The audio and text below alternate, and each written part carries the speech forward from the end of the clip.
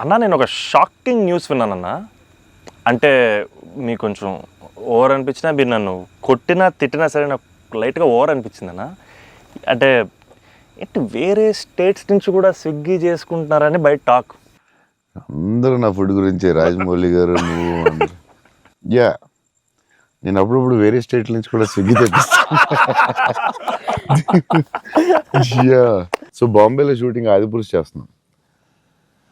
చేస్తుంటే ఓం రావుత్ అందరూ కూర్చున్నాం. అందరూ అదే చీట్ మీల్ ఆ రోజు సీరియస్ స్పెషల్ ఏం చేద్దాం, బాంబే కాదు నీకు స్పెషల్ ఫుడ్ తెప్పిస్తా అన్న. ఏం చెప్పిస్తానంటే చెన్నై ఫుడ్ తెప్పిస్తా అన్న. ఓకే అయితే చెన్నై ఫుడ్ అని చెప్పి వెయిట్ చేస్తున్నాడు.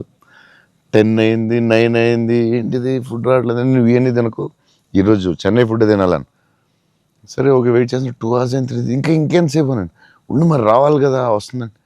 ఎక్కడి నుంచి వస్తుందండి? చెన్నై నుంచి వస్తుంది. చెన్నై నుంచి రావడం ఫుడ్. నేను ఇంకా చెన్నై అంటే తమిళ ఫుడ్ ఉంటాయి కదా, తమిళనాడు ఫుడ్, ఆంధ్ర ఫుడ్ అలా ఉంటాయి కదా. లేదు చెన్నై నుంచి ఫుడ్ వస్తుంది. చెన్నై నుంచి ఎలా వస్తున్నాడు? ఒకడు వస్తున్నాడు గ్యారేజ్ పెట్టుకుని బ్యాగ్ నుంచి వేసుకుని చెన్నై ఫ్లైట్ ఎక్కువ వస్తున్నాడు. అదేంటది చెన్నై మరి వేడిగా రావాలి కదా టైంకి.